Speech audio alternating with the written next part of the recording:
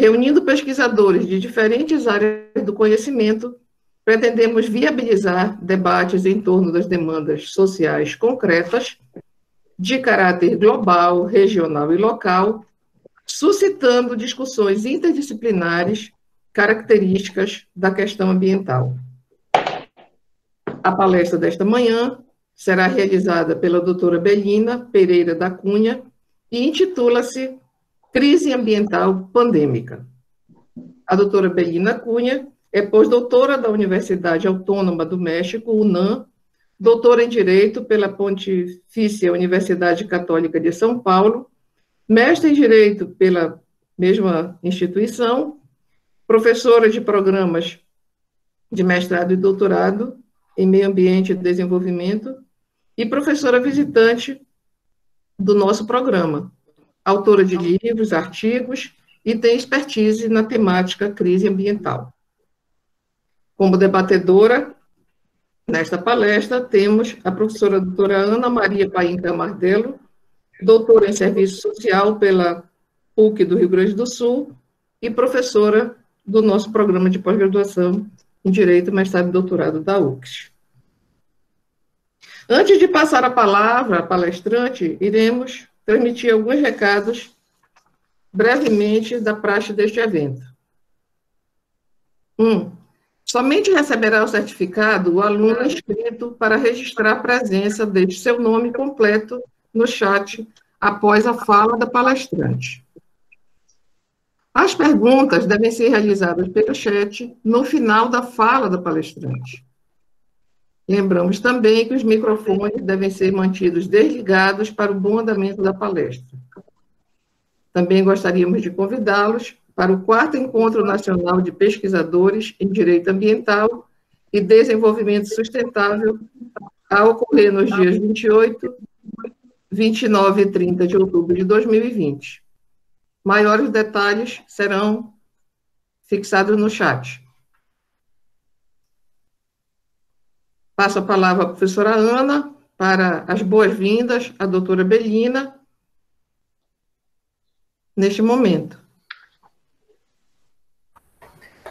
Então, agora, oficialmente, né, bom dia, a professora Belinda, seja muito bem-vinda à nossa universidade, mais uma vez. Tive o prazer de conhecê-la na nossa aula inaugural do nosso mestrado em Canela, depois tivemos uma outra palestra aqui na sede em Caxias do Sul, e a professora Belinda trabalha com uma sensibilidade para o social, que é algo muito importante, e neste momento que nós estamos vivendo de pandemia, conversar e escutar pessoas que têm essa sensibilidade é muito importante, e sempre ela traz reflexões, inquietações, que são muito ricas, e a fala dela é muito interdisciplinar. Eu lembro que, pela passagem dela na sede, eu levei uma turma do mestrado em psicologia, e era uma palestra voltada para o direito, e os meus alunos, inclusive, fizeram perguntas e gostaram muito da sua palestra, teve uma repercussão muito boa depois na disciplina de políticas públicas, que eu trabalhava com elas. Então, é um prazer imenso tê-la conosco e uma honra estar à mesa junto com a senhora. E cumprimento a todos, né? Cumprimento o professor Jefferson, os professores que estão presentes, os alunos, os convidados, professores de outras universidades. E isso é uma das coisas boas, se podemos dizer que tem coisas boas da pandemia, que foi essa possibilidade de, ao mesmo tempo, estamos com um distanciamento social, mas temos tido a possibilidade de nos aproximarmos de muitas pessoas, de ouvir muitas pessoas, de ter pessoas participando dos eventos de todo o Brasil, e isso é algo muito positivo, que talvez seja uma das coisas que nós vamos levar para a pós-pandemia. Devolvo a palavra para a Ângela, né, que está fazendo a coordenação dessa mesa, mediação. Obrigada, professora Ana. E, sem delongas, recebemos aí a nossa palestrante. Bom dia, professora Belina, muito obrigada por colaborar conosco nesse evento. E a palavra está com a senhora. Ah, que bom. Ok, muito obrigada. Bom dia a todas as pessoas aqui. Ângela, professora Camardello, professor Jefferson, agradecer mais uma vez a oportunidade de estar junto de vocês, embora a nossa pesquisa conjunta seja permanente. A UFRGS é uma grande parceira da pesquisa no cenário nacional e internacional, em muitas das áreas do conhecimento, tem se destacado realmente no direito ambiental, fazendo uma parceria e subparcerias aí, local, regional, nacional, eu sei que é nacional, essas palestras, o Café com Pesquisa que vocês têm aí desenvolvido, tem mostrado muito isso, trazido vários nomes, expoentes e pessoas que têm trabalhado com afinco no tema da sustentabilidade, do meio ambiente, o direito, das inovações tecnológicas, enfim. É muito bom ver a pesquisa crescendo cada vez mais, sem fronteiras, né, e para além das fronteiras, e a UFRGS tem sido realmente uma referência nisso, acho que não tem como negar. Então, agradecendo muito e partindo um pouco já para a nossa reflexão conjunta, porque realmente essa a nossa intenção, promover uma maneira de repensar cada vez temas e que não seja voltado de maneira umbilical para o direito, porque nós sabemos que o direito nada é sem acompanhar o movimento do que acontece no planeta, nas outras áreas do conhecimento, e dentro do próprio direito, essa interdisciplinariedade, ela é feita dentro do próprio direito, dos seus ramos, então o importante é olhar para fora do direito, olhar as outras ciências sociais, e não só as outras ciências sociais. Nós estamos aqui em meio a essa situação pandêmica que afeta a saúde e que nos coloca a todos, querendo ou não, em contato com uma inovação tecnológica, que é essa da internet, promovendo as formas de caminho dos pensamentos, transpassando aí todas as outras barreiras que se possam colocar. Então, na verdade, nós temos que lidar com todas essas conexões que o mundo moderno ou pós-moderno nos desafia. Para o tema de hoje, pensamos, porque também conversei um pouco com o professor Clóvis, com o professor Ayrton, que estão sempre aí, né, motivando os temas mais emblemáticos que também têm sido pensados no programa. E esse tema da crise e das crises é um tema que realmente nós temos trabalhado ultimamente. Temos, inclusive, uma coletânea, vou tentar apresentá-la aqui para os que não conhecem a crise ambiental. Ela foi feita por vários autores, professores do programa de pós-graduação, notadamente da Universidade Federal da Paraíba e de Campina Grande, mas com alguns outros convidados, publicada aqui pela APRES, mas ela não é deste ano, ela já tem uns 4 anos. E essa coletânea. E nessa mesma perspectiva tem trabalhado muito a questão da crise da civilização, o professor Henrique Leff, que é uma pessoa que nos inspira muito lá do Instituto de Investigações Sociais da Universidade Autônoma do México. E o professor Henrique Leff trabalha a crise civilizatória à medida também das outras crises que ele quer mostrar aí, que se perfazem dentro dessa grande crise que ele chama de crise de civilização. Bom, eu vou fazer um corte e um recorte para não avançar como se estivesse fazendo um curso de 3, 4 meses aqui, que é o que o tema permite. Esse livro foi construído ao longo de uma disciplina inteira, né? Cada professor, doutorando, etc., desenvolveu um olhar da crise dentro do direito. E tendo como o contexto maior, efetivamente, a crise ambiental. Então, estou colocando isso para dizer, se nós formos tratar cada uma dos subsistemas, que eu vou explicar um pouquinho aqui, desta crise, efetivamente, nós teríamos uma disciplina completa. É lamentável, mas também é oportuno, vou explicar por quê, que estejamos num sistema de crises, né? Que é uma grande crise, esta de que vou tratar a ambiental. Mas, como eu disse, tem a crise civilizatória ou da civilização, que pode albergar outras tantas crises. Mas eu vou aqui mostrar esta que nos interessa nesse momento, mas que também não é isolada, porque nós temos que pensar no meio ambiente como um grande guarda-chuva, como um grande cenário. Quando eu digo meio ambiente, eu não posso estar me referindo a menos do que ao planeta Terra.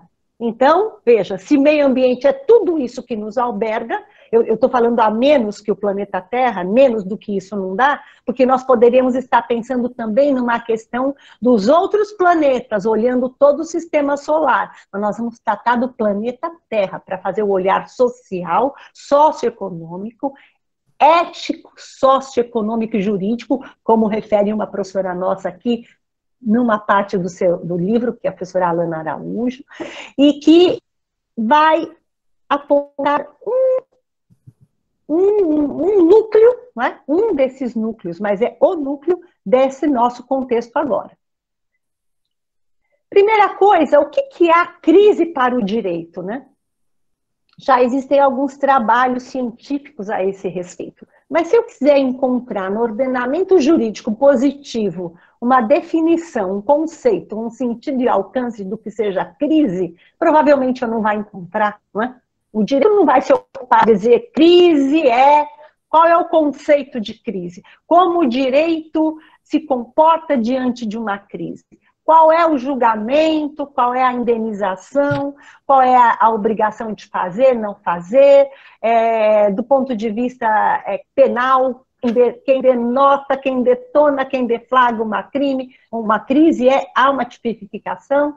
Administrativamente falando, num contexto de crise, enfim, nós não temos essa definição positivada e nenhuma conduta para qualquer ramo do direito positivada, tipificada ou esclarecedora, no sentido do que deva ser feito ou não quando se está diante de uma crise. Por outro lado, o direito reage quando provocado, e às vezes, se não for o caso, ele reage e reage bem à crise. Ou seja, diante de várias situações deflagrem uma crise, o direito vai dar uma resposta a isso. Por quê? Porque existe o estado de emergência, existe o estado de sítio, existe esta situação, existem outras situações e existe essa situação que nós estamos vivendo no momento em relação à saúde, a essa questão do vírus, da Covid-19, que deflagra uma pandemia, enfim. Então, o direito reage à crise, embora ele não vá nos dá o conforto de encontrar no artigo tal, do código tal, da lei tal, a situação de crise. Eu acredito que rapidamente nós já possamos começar a imaginar que isso vai acontecer, não só porque estamos diante de uma pandemia, mas notadamente porque temos uma situação de sucessivas crises. Do ponto de vista ambiental, nós estamos falando de um grande sistema. Nós não estamos falando de algo isolado. Quando eu me refiro à água, eu não posso pensar na água isoladamente do ar atmosférico. Quando eu me refiro à água, ao ar atmosférico, eu não posso pensar nesses recursos isoladamente da questão das mudanças climáticas. Quando eu me refiro à água, ao ar atmosférico, às mudanças climáticas, eu não posso desprezar ou esquecer ou isolar a questão da desertificação. Quando eu me refiro à água, à mudança climática, à desertificação, ao solo e tal, eu não vou poder me esquecer jamais da questão do descarte de resíduos, sólidos ou não, contaminados, nucleares, tem tratamento específico, mas eu estou aqui fazendo um grande celeiro para toda essa questão ambiental. E assim por diante, nós temos ainda a questão energética, nós temos ainda a questão dos minérios, nós temos muitas questões dentro do grande contexto que é o meio ambiente. E que o direito ambiental, esse recorte tem também uma discussão, nós podemos entender se o direito ambiental vai tratar de tudo o que seja meio ambiente, ou se nós também vamos ter que nos socorrer do direito ecológico. Hoje nós já temos essas duas questões, nós temos o direito ambiental verificando muitas questões que se põem do ponto de vista administrativo como ferramentas, e nós temos um direito ecológico já manejando os recursos. Mas eu vou chamar de direito ambiental como um todo, né? Vou tratar tudo isso dentro da nomenclatura do direito ambiental. Muito bem. Em relação a cada um desses recursos que eu nominei aqui, sem exauri-los, é claro, à guisa de exemplo, eu posso imaginar que esse sistema funcione. Ou seja, na questão do tratamento da água, na questão do acesso à água, na questão da utilização da água, aí eu vou ter água mineral, não mineral, águas doces, águas salgadas, mas é claro que a gente sabe que a vitalidade vem da água doce, embora ela tenha um percentual pequeno em relação ao planeta, mas é dela que nós precisamos. Eu tenho um sistema próprio. Eu não vou poder, toda vez que tratar da água, ter que olhar toda a legislação que se põe em relação aos outros recursos naturais. Então, ela tem um sistema próprio. A água ela vai andar por si só, com o seu próprio sistema. E quando a questão da água colapsa? Quando eu tenho um problema de falta de água, de falta de acesso à água, de falta de tratamento de água e esgoto, nesse momento vai colapsar esse sistema da água em relação ao recurso natural? Ou vai colapsar também os outros sistemas que eu mencionei rapidamente aqui? A questão climática vai colapsar juntamente com a água? Ou eu posso imaginar, não, um problema de cada vez? Se eu estiver diante do problema da água, eu vou estar diante de uma crise que se possa colocar ali quanto à água, mas eu posso estar tranquila quanto aos recursos, quanto à mudança climática, eu posso estar tranquila quanto à questão da energética, eu posso estar tranquila quanto à questão dos resíduos, do lixo, não é? Nós sabemos que não é bem assim. Embora nós tenhamos cada recurso com a sua legislação própria e com o seu funcionamento próprio, com a sua gestão própria, nós sabemos que tudo isso é interligado. É como se nós tivéssemos subsistemas ligados por um grande sistema de rede. E que esse grande sistema, portanto, aquela palavrinha que eu tanto usei aí, complexo, né, dentro dessa complexidade ambiental, mas na verdade que esse grande sistema tivesse todo ligado. E como um sistema todo ligado que se vê lá na química, na fisicoquímica, que quando um se torna interrompido, ou por uma saturação, posso até, aqui os físicos-químicos ou os químicos que me perdoem em algum erro na terminologia, por uma saturação ou por uma interrupção, o outro vai se afetar também. Querendo ou não, é dessa maneira que funciona a questão ambiental. Então nós vamos pensar, bom, mas então é muito difícil harmonizar, organizar uma gestão, uma governança harmônica desses recursos. Tão simples assim não é. Por isso que quando se cuida de um, tem que se pensar no outro. Eu não posso, vou ficar falando aqui de novo, entre água e mudanças climáticas. Eu não posso tratar da água isolando totalmente a água das mudanças climáticas. Eu não posso tratar da desertificação isolando totalmente da questão da água.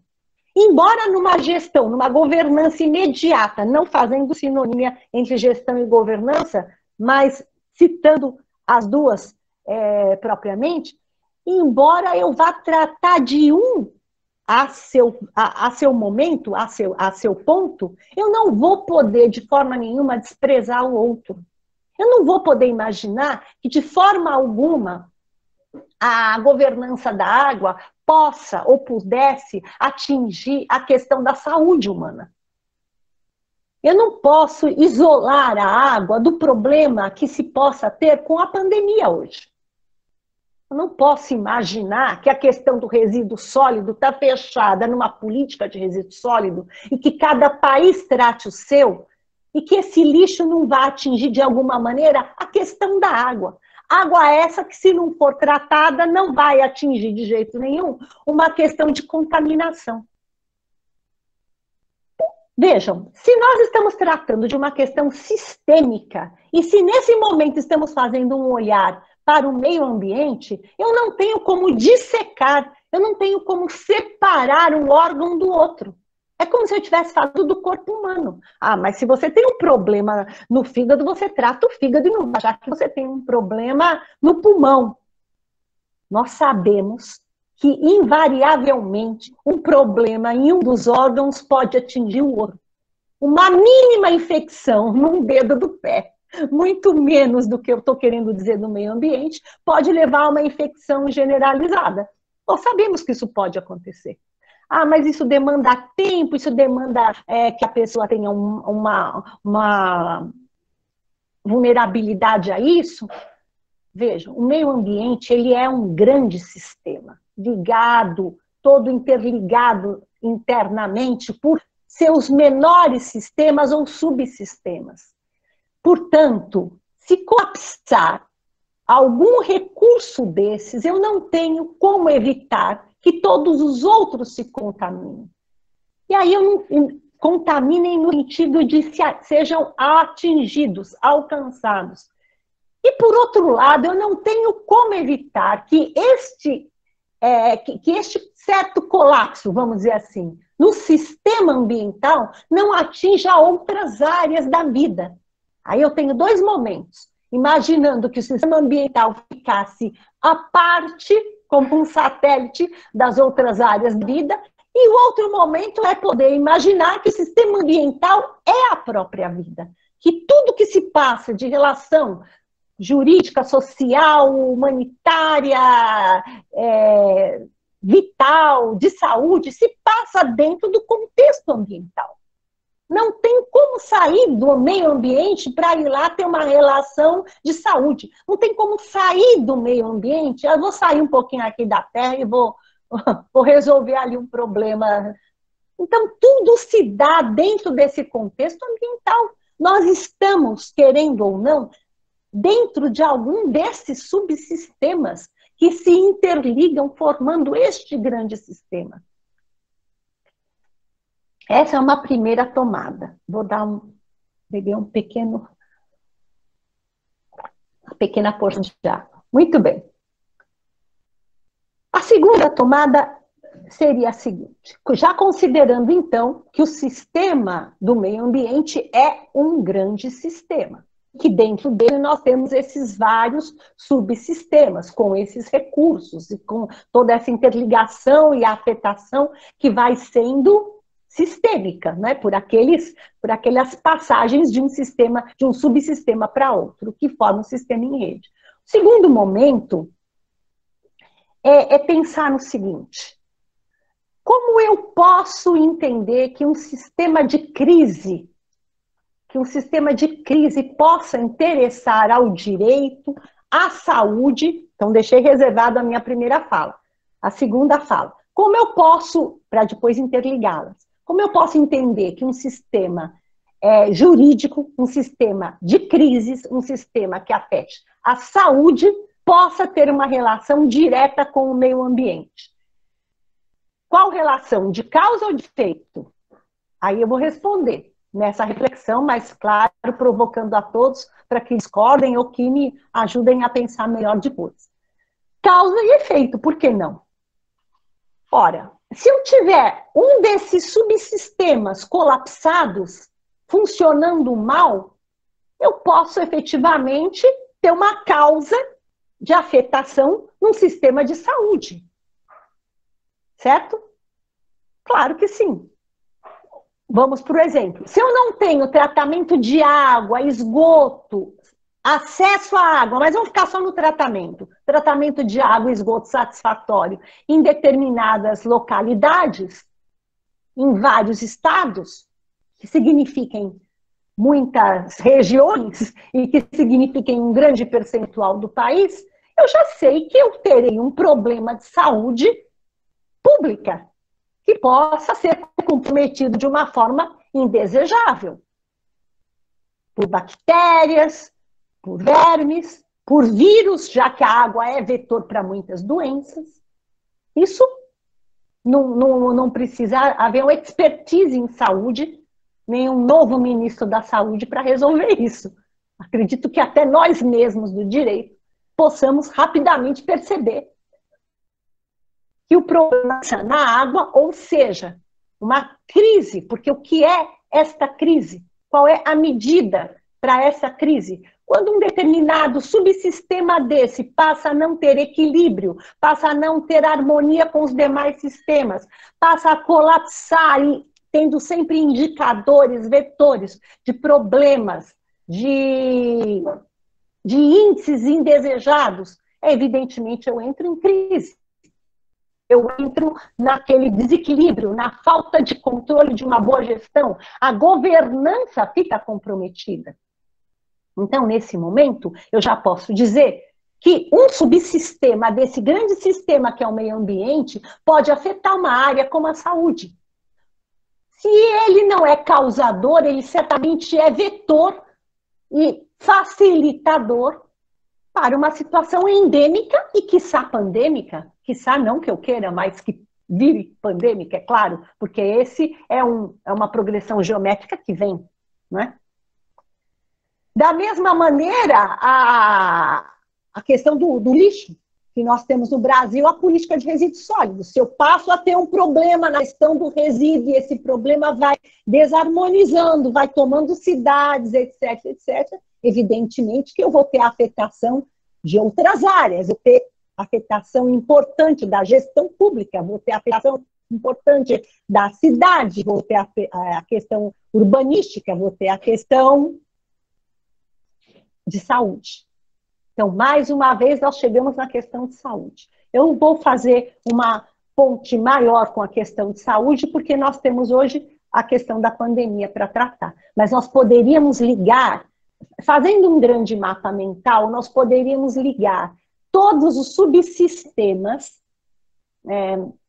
isso aí é até um desafio, gostaria que alguém das áreas dos bons desenhos e projetos nos ajudasse. Nós poderíamos ligar todos esses subsistemas e, portanto, o sistema ambiental, mas fazendo de per si em cada subsistema, com várias outras áreas de afetação do que seja o direito da cidade, do que seja o urbanismo, do que seja uma governança local e regional. E certamente não ficará para trás a questão da saúde. Nós pensaremos na questão social, de mobilidade, de saúde pública, de saúde urbana, e claro que aí a gente chega no indivíduo, mas nós estamos tratando o tempo todo como uma questão coletiva, porque nos interessa sobremaneira, por duas razões, uma que é o meio ambiente e a outra que é a governança. Eu não tenho como fazer uma governança individual, tanto mais do meio ambiente. São questões que se tratam do ponto de vista coletivo. Muito bem. Nesse momento, o que nós estamos percebendo? Que há uma série de subsistemas, que eu nominei muitos aqui, desse sistema ambiental, que não está funcionando como deveria funcionar. E isso não é só no Brasil, mas isso não é um consolo. Mas vamos aqui falar do Brasil. Nós sabemos que o comprometimento da questão da água, ele já tem décadas contadas, dias contados. Nós sabemos que nós não vamos muito além com o que nós temos de água doce no planeta. E nós sabemos, e aí fazendo um caminho inverso, né? Mas não na contramão, só para que a gente faça um resgate, e nós sabemos que no Brasil essa questão da água, além do problema de dias contados, pela sua esgotabilidade, tem mais alguns outros problemas. Claro, não é só no Brasil, nós temos também na Índia, em alguns bons países da África, etc, etc. Claro. Qual outros problemas? O de acesso a essa água que já está em vias de esgotabilidade. O de tratamento dessa água, tratamento do ponto de vista de água e esgoto. Então, nós sabemos que o Brasil... Alô? Aconteceu aqui um barulho? Nós sabemos que o Brasil,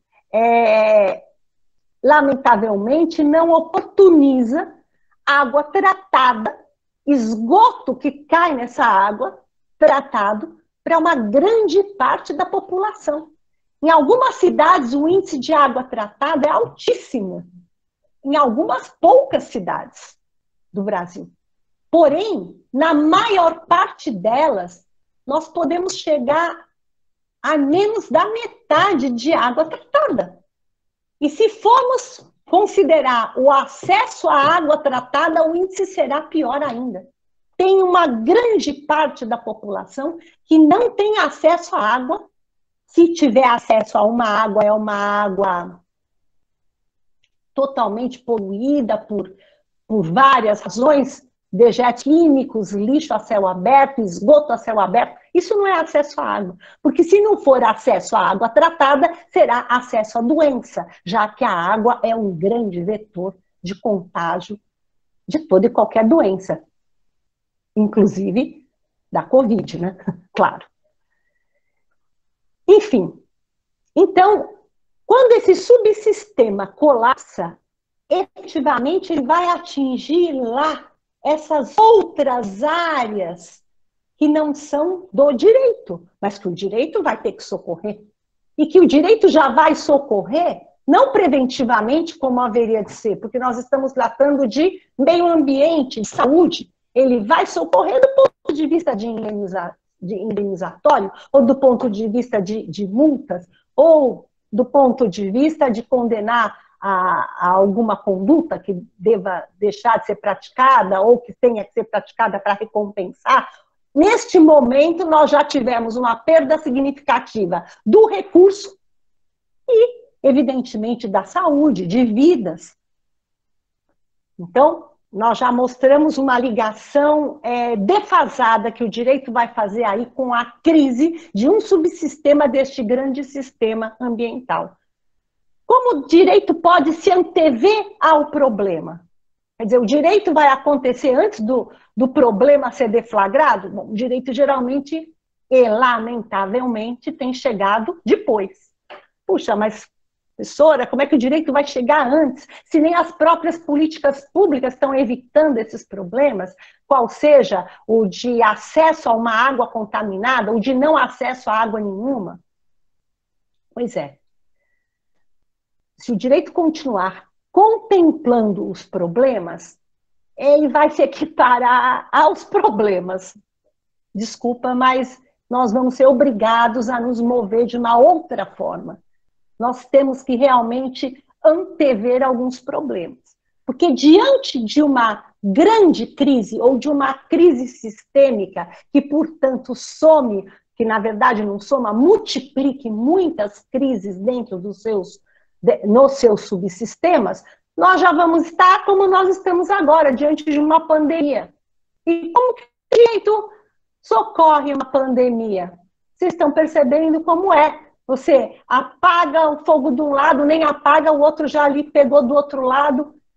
A gente não sabe o que faz primeiro. Se fica em casa, se põe máscara, se passa álcool gel, se toma vitamina C, se não sai, se não vira. Não é isso? Então, a pandemia que tem, e claro, essa expressão de já mostrar que ela é pan, que ela é muito, que ela é todo, que ela transcende, ela é, infelizmente, um exemplo clássico para essa multiplicação de crises no sistema ambiental. Esses subsistemas todos colapsados, com grandes problemas, em crise, essas crises se multiplicam em todos os seus elos e vão atingir outras áreas muito rapidamente, não é bom atingir, quando já chegou no limite, já atingiu, e rapidamente. E aí nós estamos diante de uma crise pandêmica dentro do sistema ambiental, né? Um destaque que eu gostaria de fazer aqui é que os recursos ambientais, parece que eu vou dizer algo assim até pueril, mas eu fiquei refletindo muito a respeito disso esses dias e cheguei à conclusão que não é tão infantil assim. Aliás, o infantil soluciona muitas vezes melhor do que algo tão pensado e tão adulto, né? Porque o adulto fica tentando achar respostas, muitas vezes, para algo que seria muito mais simples. E que a criança vem lá e soluciona. O que seria? Quando eu tenho um problema com fornecedor, eu vou para outro fornecedor. Então, se eu utilizo um determinado insumo, meio de produção,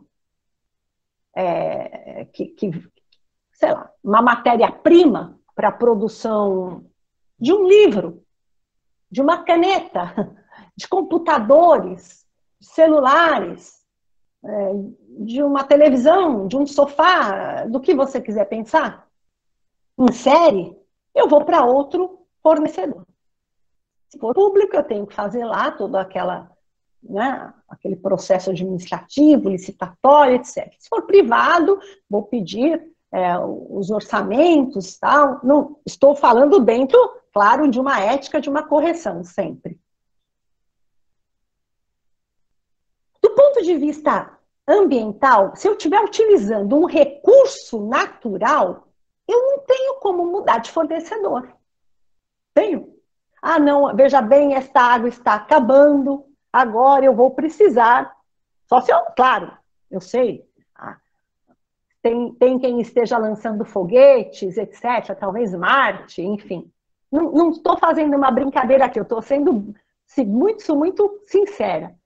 Outros planetas talvez tenham água, mas aqui na Terra eu não tenho outro fornecedor. Não tenho outro fornecedor. A mesma questão vai se dar com o ar atmosférico. A mesma questão vai se dar em relação ao clima. Eu preciso do que está aqui no meu entorno terrestre, planetário. Embora, evidentemente, cada parte do planeta tenha o seu contorno climático. Mas nós já sabemos que o colapso é mundial. Então, a crise se põe nesse subsistema que é climático. Há uma crise na mudança climática. Acho que ninguém vai discordar disso. Quem já tem mais de 10 anos de idade já tem um comentário, assim, superficial para fazer, mas que é um termômetro. Ah, mas o frio mudou demais, né? E isso é apenas a cereja do bolo. A questão do degelo, a questão da capota terrestre, e assim por diante. Da calota, enfim. Dentro desse cenário e dentro de um contexto que não é um contexto de caos, mas depende da leitura de cada um, porque para alguns esse é o contexto de caos, mas eu vou usar aqui a esperança do professor Henrique Leff, que ele diz, não vamos trabalhar com o caos. Difícil, né? Porque quando você tem vários subsistemas, se não todos, colapsados, e você então identifica um sistema ambiental em crise, você sabe que o trabalho será hercúleo e de várias gerações para resgatá-lo. Ah, mas não tem problema, eu recupero essa contaminação na Baía de Guanabara, no litoral do Nordeste, em 20, 30, 50 anos. Pois é, mas quer dizer que em 50 anos você vai recuperar, né? Embora durante esses 50 você vá continuar fazendo o que vem fazendo. Não é assim que funciona. Nós precisamos ter um outro tipo de atitude. Então, como o direito pode reagir a isso? O direito pode e deve reagir preventivamente? Não quer chamar de princípio, não chama. Mas o direito pode se antever a esses problemas, buscando soluções antes que o problema tome uma proporção tal que nem ao magistrado seja dado determinar algo que possa recompor em 100 anos. A advocacia, falo isso até com muito orgulho, porque fui advogada sempre, até ser professora de universidade pública, mas a advocacia pode atuar de uma maneira diferenciada nesse sentido? Pode e deve, e já se vê que se faz isso, ou seja, muitos advogados da área ambiental já têm um outro comportamento, no sentido de dizer que não vamos defender o indefensável, vamos colocar as coisas no seu prumo, vamos admitir os problemas para se buscar alguma solução e tentar uma mudança e fazer uma mudança, se possível, e é possível, claro. Há um custo, porque há uma crise jurídica, ética, econômica, tudo isso dentro e junto da crise ambiental, né? Então, existem vários cenários que vão performar um grande cenário. Mas tudo isso é possível de ser pontuado. Podemos fazer um mapa, como eu disse, um mapa mental de tudo isso. E podemos iniciar atitudes, podemos mudar comportamentos. Ah, mas se eu sacrificar o econômico, mas aí o direito econômico, aí tem uma professora parceira nossa no grupo de pesquisa Saberes Ambientais, líder, professora Aérea Turquiza, que formou várias ações e nos inspira muito na questão do direito econômico. O direito econômico, sem prejuízo de tantos nomes aqui, o direito econômico ele tem assistido no sentido de atender a questão econômica. É só procurar isso, ou seja, a economia precisa também do direito econômico. São duas áreas diferentes, professor. Não, ciências sociais aplicadas. Acho que até a matemática pode se utilizar o direito econômico. Ou seja, temos que usar regramentos, usar limites, usar disciplina. Porque senão nossos livros, virtuais ou não, e-books ou livros aqui textuais, de papel, né, impressos, vão nos servir de muito pouco. Nós temos que utilizar essas teorias em prol dos nossos trabalhos operacionais. Na advocacia, no Ministério Público, nos pareceres, né, nas procuradorias, nas defensorias, nos magistrados, nas magistraturas. Então, nós precisamos, na governança de todos esses órgãos públicos, mistos, enfim, temos grandes parcerias, a Universidade Caxias do Sul, aqui mesmo onde estou, a UFSC, as outras universidades brasileiras têm grandes parcerias nos municípios, nos estados.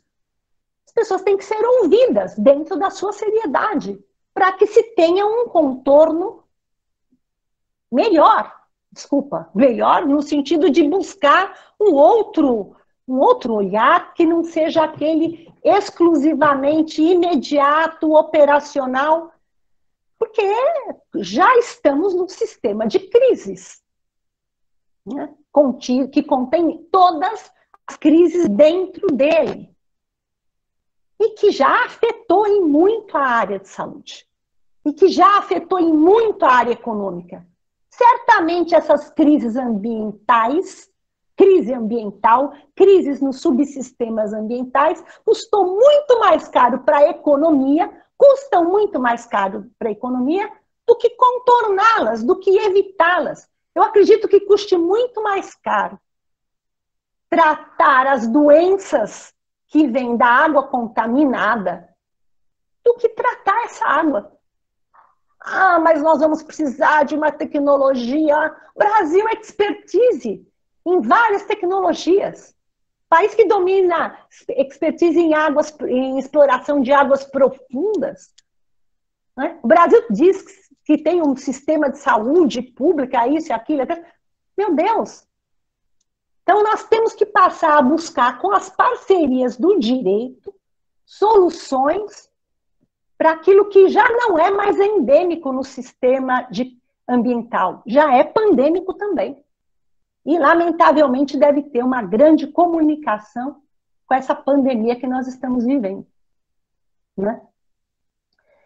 Bem, eu não sei como está o meu tempo, se já queremos abrir para os debates, talvez seja interessante.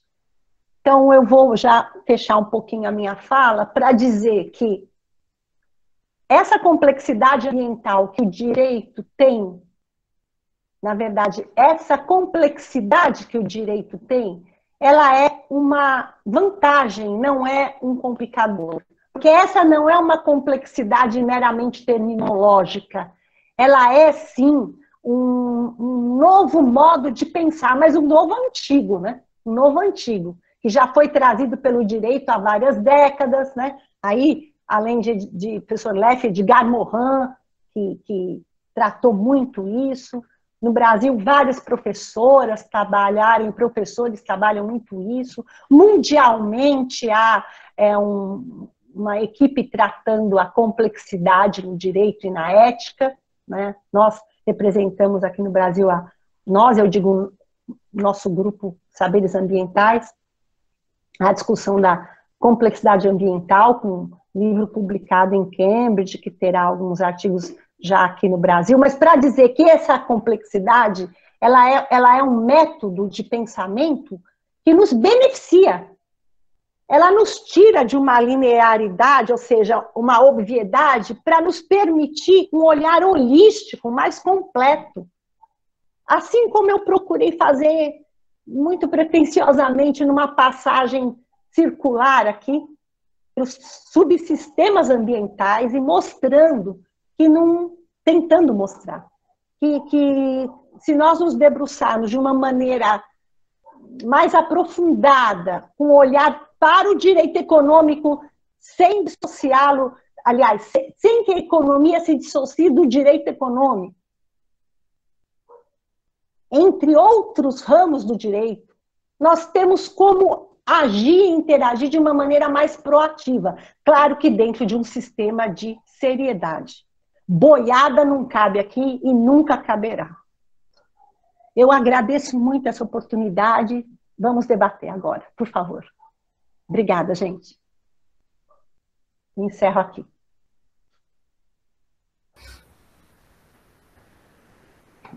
Microfone. Ângela, tu estás com o microfone fechado.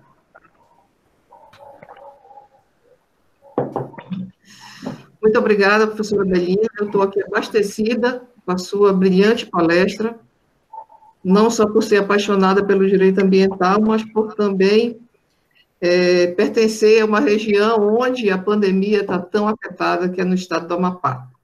O sistema de saneamento é o pior do Brasil, embora a gente seja banhado pelo Rio Amazonas. Então, a senhora falou assim, eu fui me abastecendo aqui. Muito obrigada. E passo a palavra à professora Ana para as suas considerações. Desculpa, eu posso quebrar um pouquinho o protocolo, Ângela, e fazer um pequeno adendozinho? Claro que você falou agora da região norte, me toca muito a região norte, o programa de pós-graduação em Ciências Jurídicas da UFPB já fez parcerias por lá, eu já tive a satisfação de andar pela região norte oferecendo disciplinas, né, dentro do nosso programa lá, da UFPB ainda, mas é para dizer o seguinte, por essa experiência, por ter andado um pouquinho para a região norte, e foi pouco, perto de quem está na região norte, como você está mencionando, que é professora aqui, para dizer que já se percebia o descaso, né?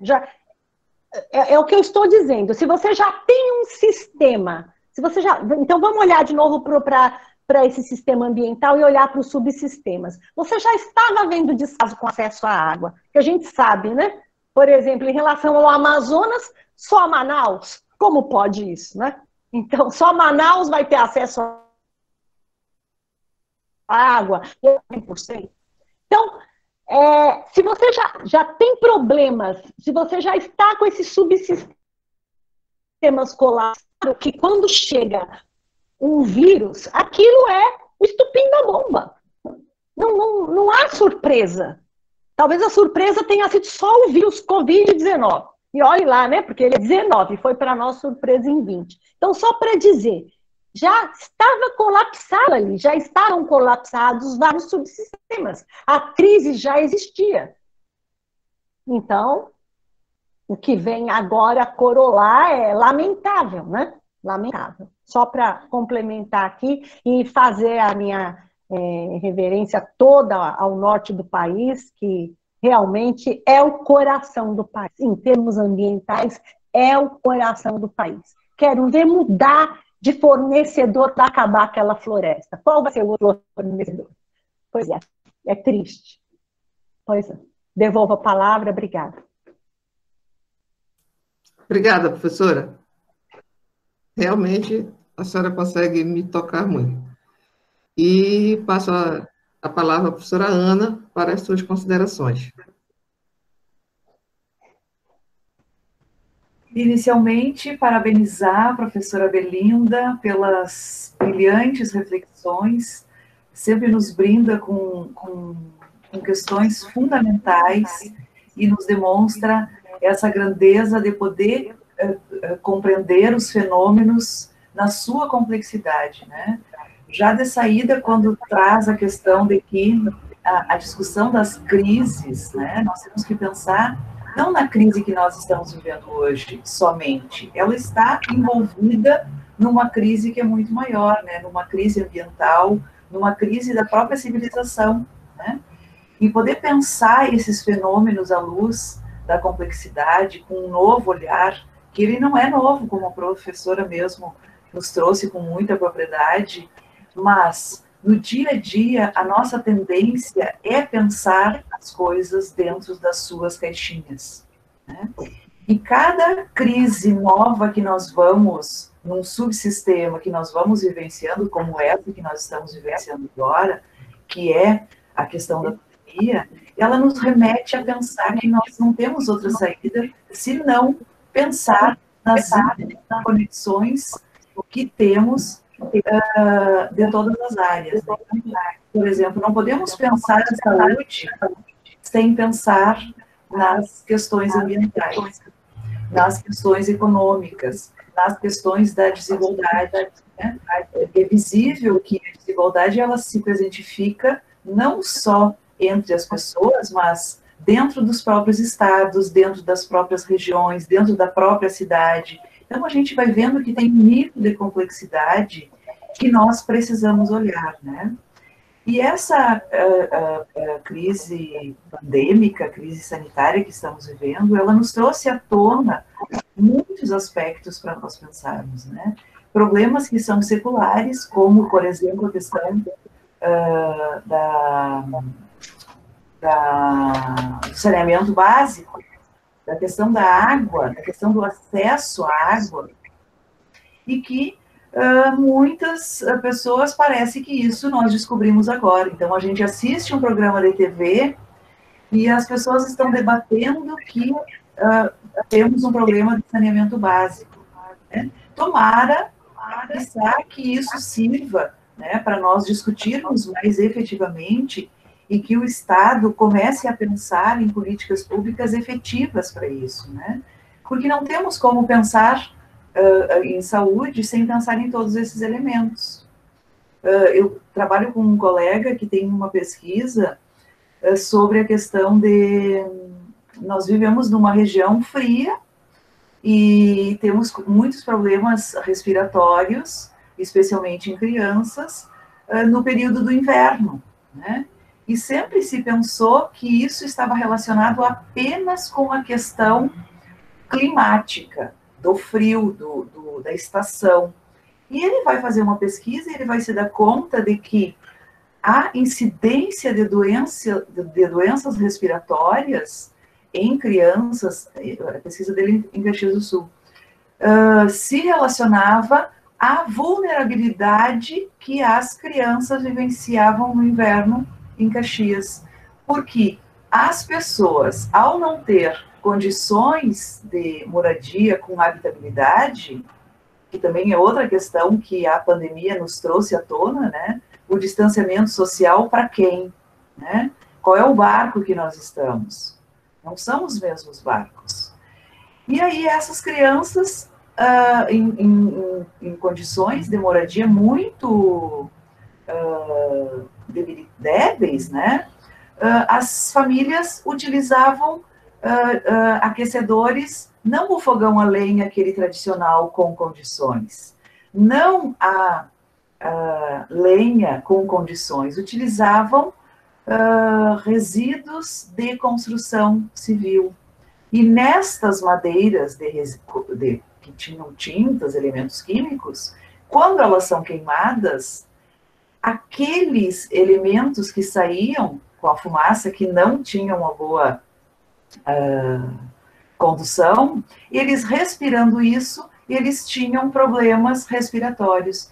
Então, quando a gente pensa no saneamento, nas condições, na água que eles estão tomando, com certeza absoluta, isso custaria muito menos do que o tratamento dessas pessoas, só pensando no aspecto econômico. Mas quando nós pensamos no aspecto da vida, que são pessoas, não são números, não são valores, isso se torna muito mais importante.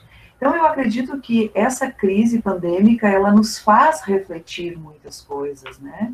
Tenho escutado e lido muitas questões de pesquisadores que têm trazido que o distanciamento social trouxe ganhos para o meio ambiente, né?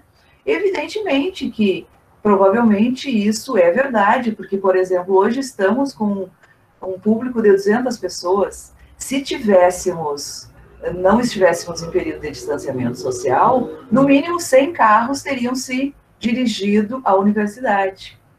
E não tivemos isso, né?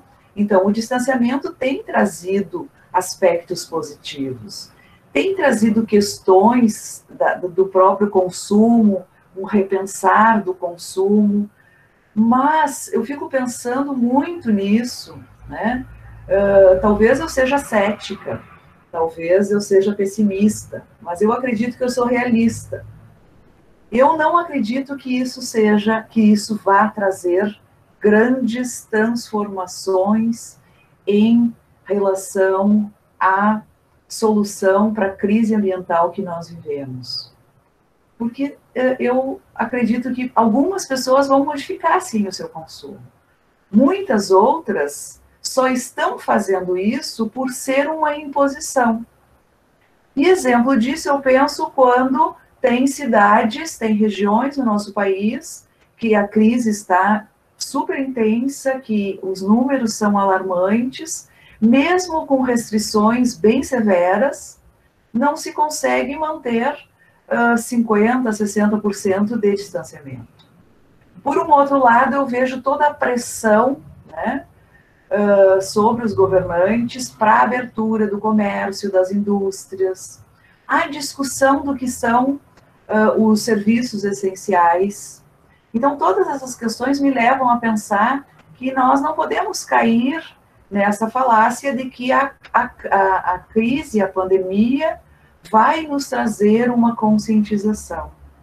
Por um outro lado, também são aspectos que me preocupam muito, é que nós já vimos que crises, muitas vezes, trazem um afrouxamento nas legislações de proteção ao meio ambiente. E aí, quando a gente escuta aquele discurso do próprio ministro da Educação que nós vivemos, isso me chama muito a atenção. Então, eu acho que são momentos e espaços como esse, né, especialmente pela forma de pensar da professora Belinda, eu acho que nos remete a várias reflexões. Eu fui anotando alguns aspectos, né, que efetivamente tudo está interligado, né? Quando a gente pensa em uma política, não existe uma política que a gente possa pensar ela sozinha, né? E o direito, eu costumo dizer que o direito, ele é... eu gostei muito dessa fala final sobre a questão da complexidade que o direito tem como uma vantagem. Eu costumo dizer que não há algo que a gente pense, não há projeto que a gente pense que o direito não esteja junto. E nesse sentido eu fico muito feliz de ter estado, de ter ingressado ao programa de direito, porque como eu venho trabalhando muito com a área das políticas públicas na minha carreira, porque a minha formação inicial é serviço social, eu vejo um momento de integração. Então, a gente tem construído projetos em conjunto, e todos os editais e projetos que a gente pensa, o direito está junto. Assim como as políticas públicas estão juntas, né? Se a gente pensa a saúde, se a gente pensa a economia, se a gente pensa a assistência, se nós pensamos o lazer, se nós pensamos a cidade, não há nada que não tenha o direito e que não tenha as políticas públicas. Aliás, as políticas públicas são a materialização dos direitos sociais. E se nós pensarmos em termos de direitos sociais, todas as criações e a consolidação de um direito social por meio de uma política pública, ela vai precisar de bons juristas, né? De bons profissionais da área do direito que pensem, que encontrem em conjunto soluções para estas problemáticas.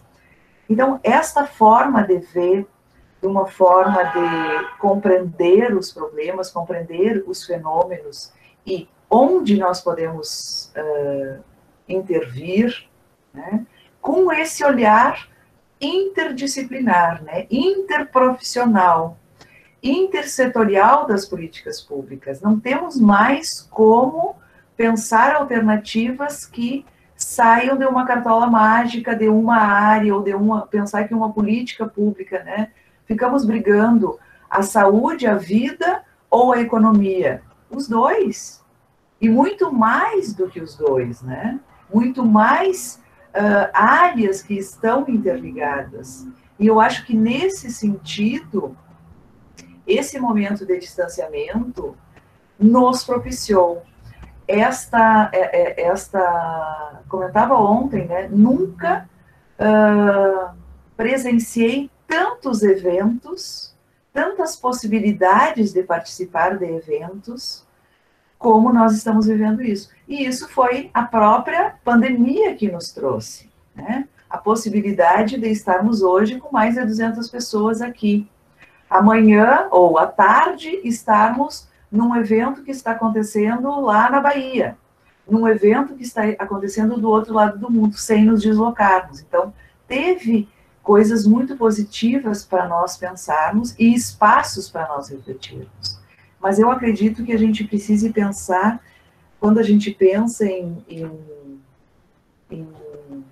não existe solução para a crise, né? Mas respostas que nós precisamos dar para as crises que a gente vivencia, eu acho que juntos, né, ampliando o leque de profissionais, de áreas, de nós podermos aprender a trabalharmos em conjunto, né, podermos repensar a forma como nós nos relacionamos com a questão da produção, com a questão do consumo, com a questão do próprio ser humano, e daí eu levo para a questão inicial lá da crise de civilização, né? Nós vivemos numa sociedade que ela é egóica, que ela é individualista, que ela é muito, por vezes, pensa de forma muito ainda cartesiana, muito separada. Nós estamos ainda, por vezes, nas nossas caixinhas, né?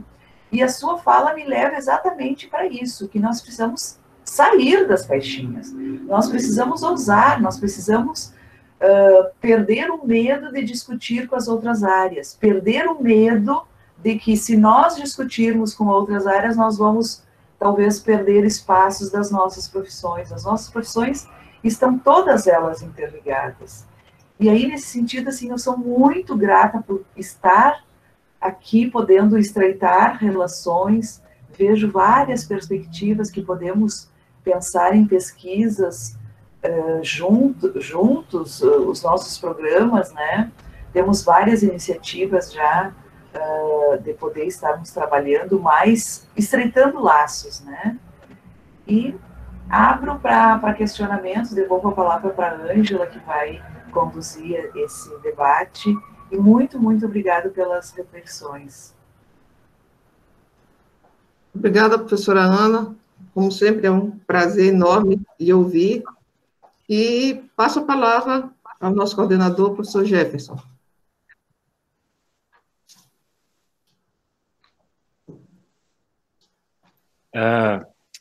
Bom dia agora, de maneira oficial, né? Conversando informalmente nos bastidores aí da live, que tem sido uma constante, né? Os alunos acabam acompanhando essa pré-organização do evento, que nos eventos ao vivo não acontece, né? Então, primeiro, saudar de maneira formal a professora Belinda, que já é uma querida amiga, né, do programa, né?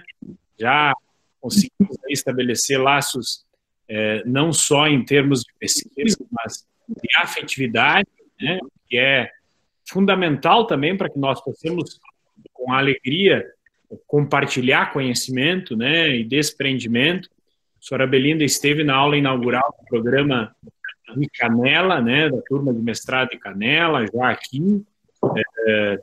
Enfim, temos implementado uma série de parcerias com muita alegria. Recebi com muito orgulho e satisfação o convite também para prefaciar uma obra recente, que está, né, sendo conduzida pela professora.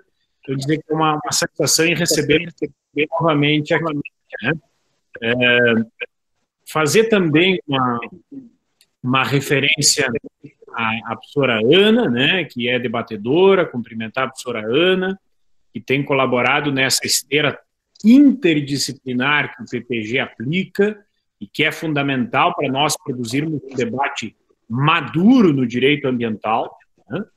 Por característica, é intergeracional e interdisciplinar, então não há como pensar direito ambiental sem nos socorrermos das outras áreas, e a professora Ana é uma das pontes que nós temos no PPG para garantir esse diálogo de qualidade. Nos cumprimentos, né?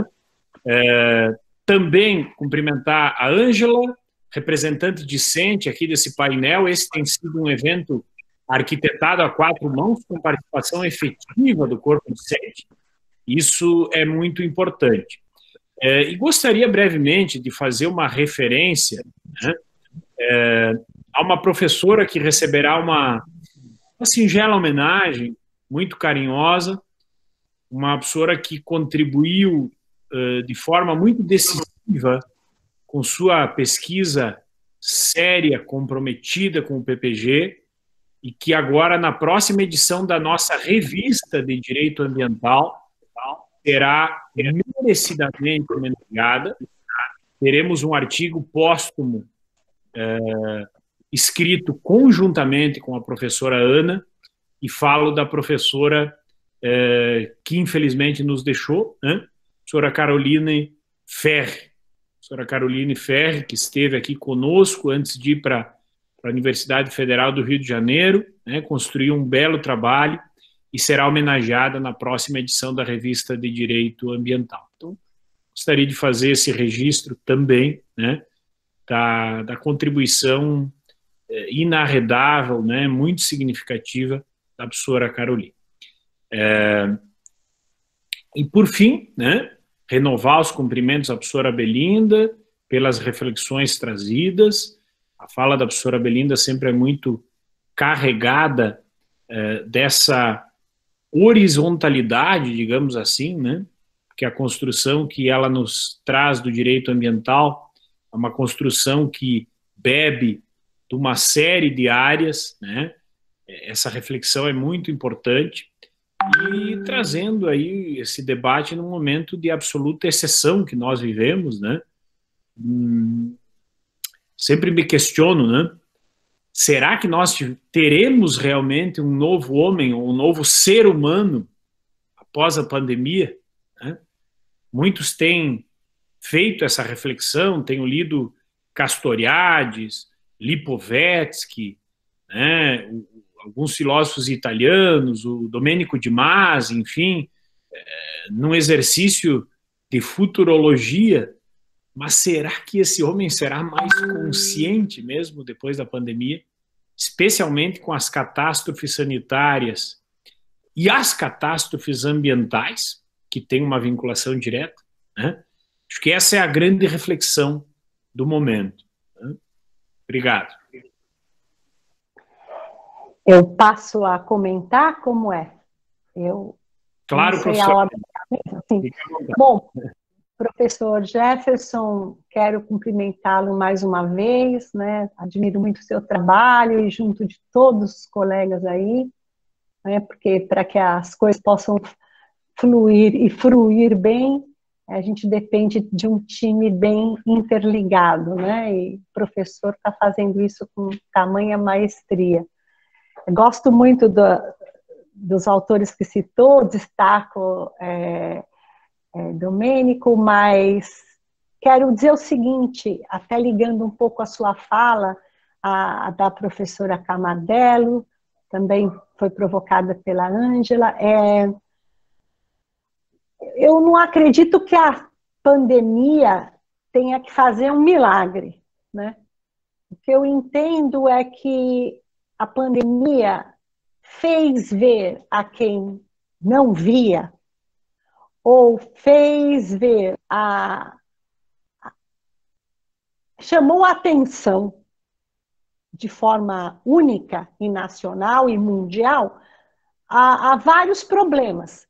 No nosso caso, no Brasil, o sistema de saúde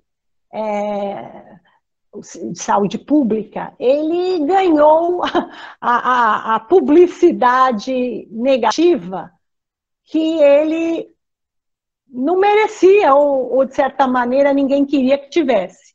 Não merecia no seguinte sentido, todo mundo queria acreditar que a saúde pública ia tendo um problema aqui, outro ali, mas que não era um colapso total.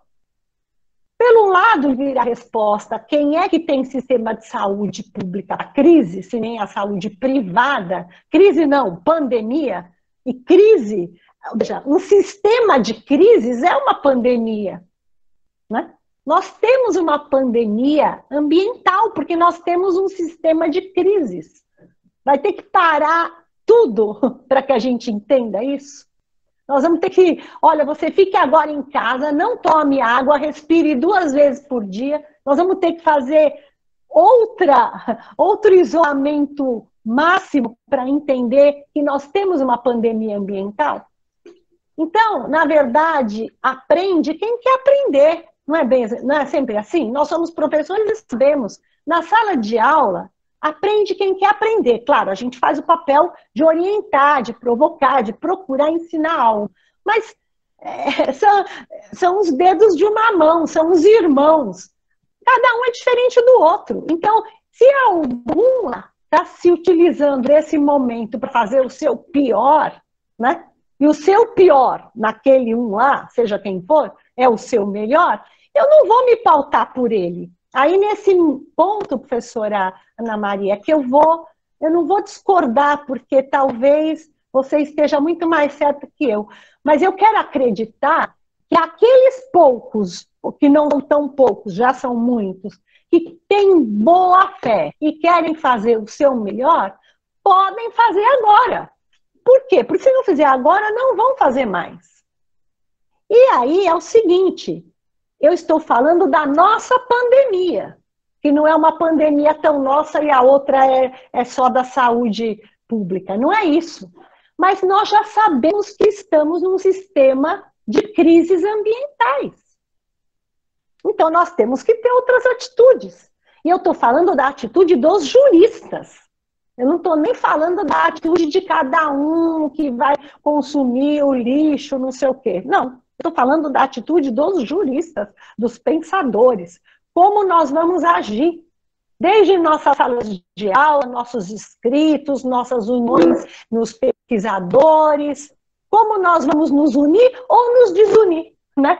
porque também o ser humano... Mas acho que em desunião o ser humano já ganhou o seu Oscar. Agora ele tem a sua oportunidade de coletivamente, vários grupos, essa união agora é coletiva, e não é uma união coletiva de individuais, A mais B mais C mais N, não. São grupos, grupo A, grupo B. Se nós não reunirmos os coletivos, o ser coletivo lá de Heidegger, né?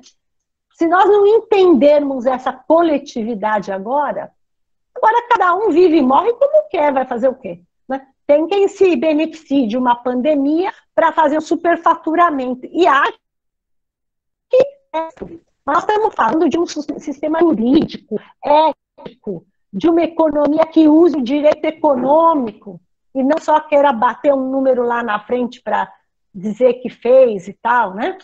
Eu estou falando de algo que a gente escolha o melhor.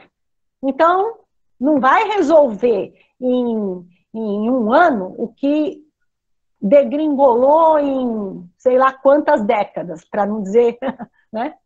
Mas eu acredito que seja uma oportunidade, sim. Não é o caos que reconstrói? Não é? Não vou citar um filósofo, vou citar uma flor, a flor de lótus, né? Vamos imaginar isso, que a gente consiga sair desse pântano, mas a partir dos que querem. Os que não querem, não vamos ficar batendo, né, neles. Vamos nos que querem. E nós somos pensadores, somos juristas, somos pessoas das ciências sociais, não só os do direito. Nós sabemos que podemos aqui fazer muito, ter trabalhos que mostrem isso, que arrebanhem bons pensadores em outras atitudes, nos sistemas, no sistema, no subsistema, e olhando todos os outros sistemas ligados ao sistema ambiental. O professor tocou muito bem na questão sanitária. Eu entendo que água e sanitário andam juntos. Não tem sanitário sem água, ou tem? Impossível, né? Não tem lavar a mão sem água. Não tem. Eu acho que não há sabão, sabonete ou álcool gel que vença uma água toda contaminada. Eu imagino que a gente possa, sim, ir modificando a partir dos que têm essa intenção, dos que têm vontade. Não se render aos que têm outras ideias em mente. Aquelas outras ideias, eu acho que são lineares. Nós nos beneficiamos da consciência da complexidade. Eu entendo isso. Não sei se é querer muito. Devolvo a palavra. Obrigada, professora Belina. Professor Jefferson, alguma outra consideração? Eu acho a reflexão da professora Belinda extremamente válida, né? Eu acredito que, de fato, quando nós projetamos só ações no futuro, né, nós acabamos consentindo com o agravamento do problema, né? Como dizia o Machado de Assis, né? Quem nega também afirma, né? Então, eu acho que realmente é preciso agir no presente. Nós precisamos ter a consciência, né, de que as ações precisam ser adotadas de maneira emergencial, como emergencial é o problema que se apresenta. Concordo plenamente. Muito bem. Obrigada. Obrigada, professor Jefferson. Podemos passar as perguntas, então? Vamos adiante. Bom, eu tenho uma provocação para a professora Belinda, que é assim. No mundo pós-pandemia, a flor do pântano poderia ser pensada como decrescimento? Essa é ótima, hein? Isso é uma tese. Isso é uma tese.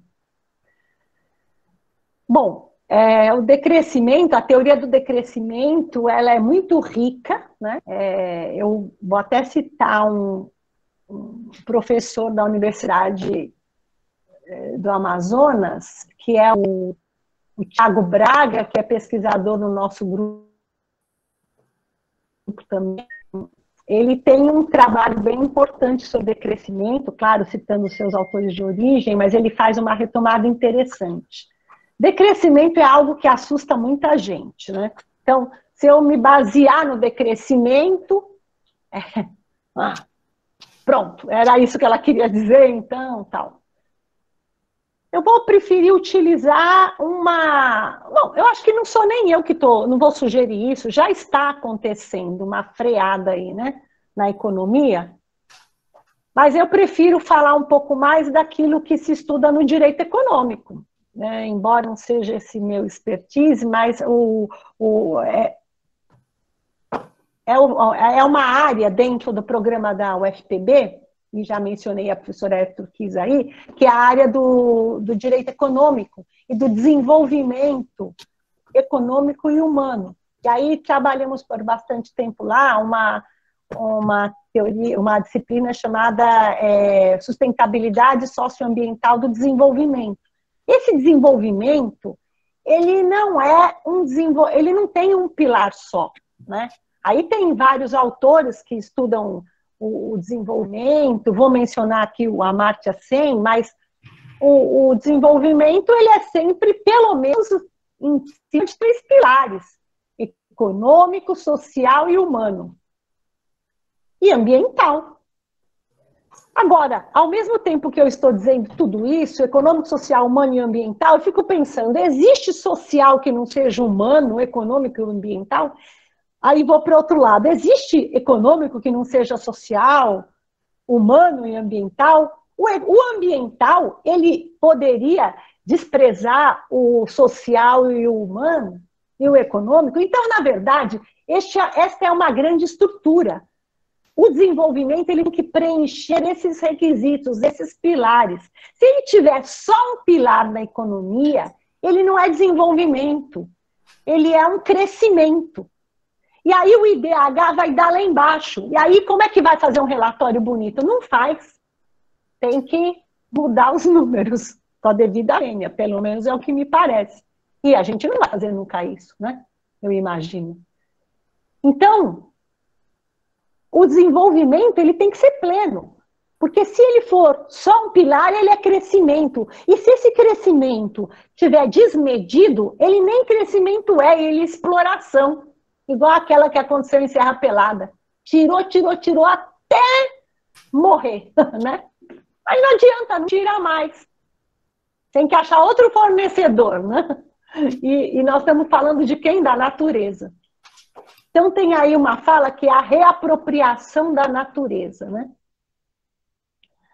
Essa reapropriação da natureza, acho que é uma maneira de entender que a natureza é finita. Então, não é parar de desenvolver, porque o desenvolvimento tem que ser pleno, ele tem que olhar essas vertentes, e elas têm que ser harmônicas, e elas têm que levar em conta as suas interfaces, senão governança não é. Não é. O decrescimento, ele parte de um outro olhar, mas, na verdade, ele vai propor, de alguma maneira, e sendo aqui muito simplista, né, reducionista até, mas ele vai propor de uma outra maneira uma desaceleração, que não é isso que está acontecendo. Nós estamos sofrendo uma freada na economia, mas a contragosto. Então, não é uma desaceleração. A consequência é uma consequência prática desacelerar, mas não está dentro da teoria do decrescimento. Então, imaginando que não estejamos ainda preparados como deveríamos para essa teoria, para cumprimento da teoria do decrescimento, que se faça o desenvolvimento verdadeiro, pleno, que olhe todas as suas vertentes, porque senão é apenas exploração econômica, e aí dura pouco, só para fechar um balanço lá e mostrar alguma coisa, e não é verdadeiro, porque de repente mostra a indústria cresceu uma indústria, não cresceram as outras. O saneamento caiu, essa indústria, não sei qual, acabou com esses e aqueles rios. Ah, mas ela replantou lá não sei quantas centenas de árvores. Pois é, mas ela contaminou tanto, você vai ter que comprar tanto remédio e tanto respirador. Isso pensando em pagar o preço correto deles, claro.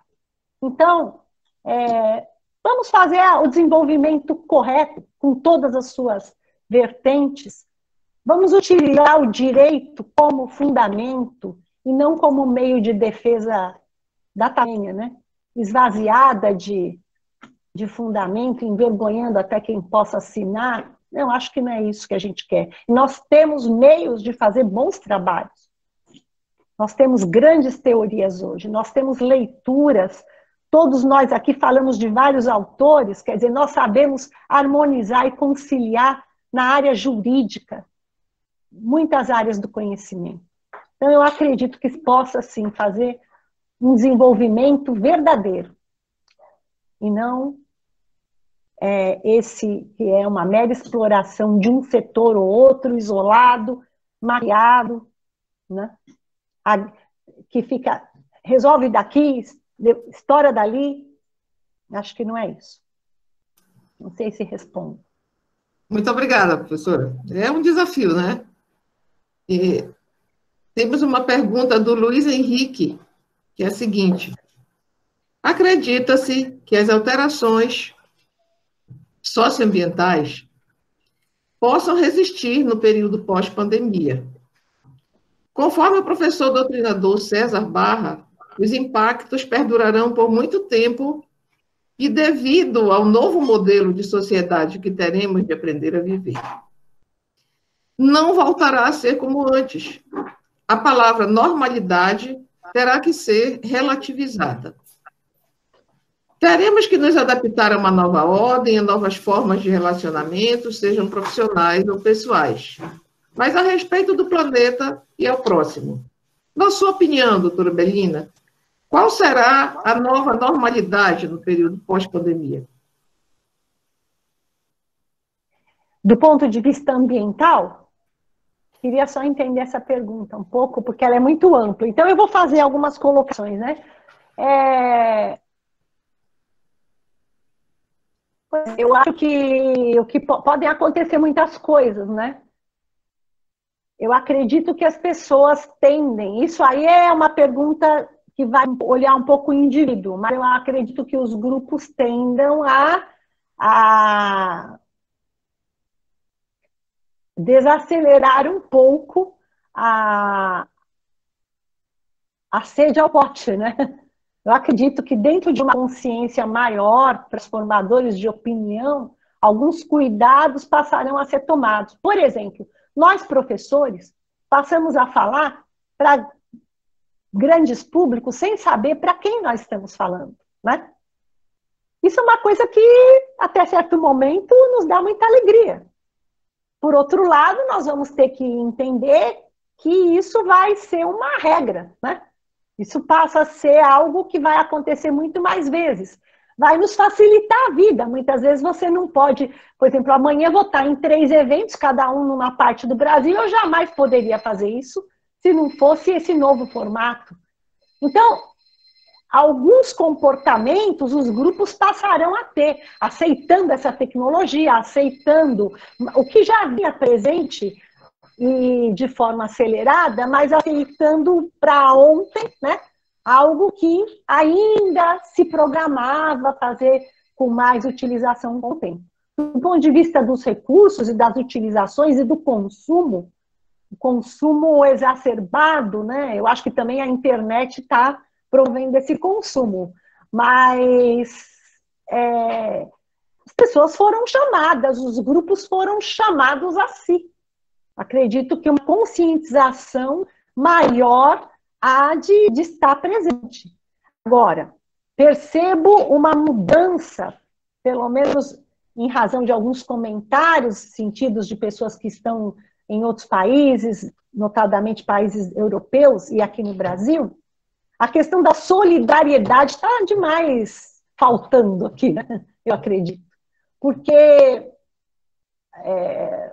nós temos que impor muitas regras para que o nosso cidadão entenda, para que nós entendamos que eu tenho que pensar também na outra pessoa. Aí entra a solidariedade, outridade, né? A professora Ana Maria Camardello pode explicar até melhor tudo isso. Eu percebo que isso está muito em falta. E o princípio da solidariedade, eu vou usar como princípio porque ele é um pilar, ele não é uma vontade minha, tenho ou não tenho. Eu preciso usar a solidariedade. Eu preciso me colocar no lugar do outro para entender um pouco que não é só a água da minha torneira. Então eu tenho que me importar com o que acontece com o outro, eu tenho que colocar minha máscara para o outro não adquirir algo que esteja em mim. Esse esforço para o nosso povo em massa entender isso é muito grande, né? Não sei se o problema é o exemplo mor, mas tem alguma coisa errada, e que nós temos até que ser multados. Se nós não formos multados, nós não vamos entender que temos que estar com máscara, não sei. Então, eu acredito que a regra vai ser uma outra atitude, mas na minoria ou na questão difusa, ou até dos contra-exemplos, nós vamos ter que, como formadores de opinião, educadores, né, ou professores, aparar essas arestas daqui e dali. Mas eu acredito sim que a grande maioria inteligente que é, e inteligente é a pessoa de boa fé, não é na minha opinião, né, não é o esperto de plantão que fez disso um grande negócio. Eu acredito que a pessoa de boa fé vai sim mudar suas atitudes, seu pensamento, e os grupos bons vão difundir, disseminar essa ideia. É isso. Obrigada, professora. A próxima pergunta é da Caroline Lucena. Ela pergunta o seguinte: ao analisar o PL 3515, é possível perceber que uma das atualizações do CDC é trazer como direito do consumidor o direito à educação financeira. E, nesse mesmo texto, os aspectos ambientais são mencionados. No entanto, a grande preocupação da maioria dos debates feitos é, de fato, com a possibilidade de superendividamento do consumidor, o que não é errado. Porém, não seria um momento interessante para discutir o consumo sustentável? Bom, primeiro eu vou ter que cumprimentar a professora Caroline Lucena, uma grande pessoa, né? Foi me orientando, é doutora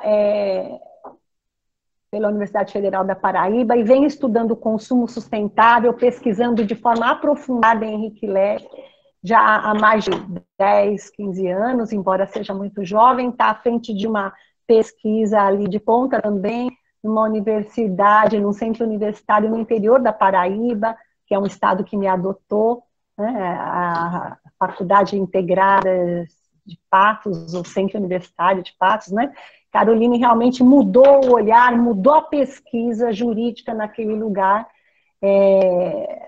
em razão do consumo sustentável, e trabalhou a sustentabilidade em razão do consumo, que é o material ali da sua tese, do seu livro que está no pré.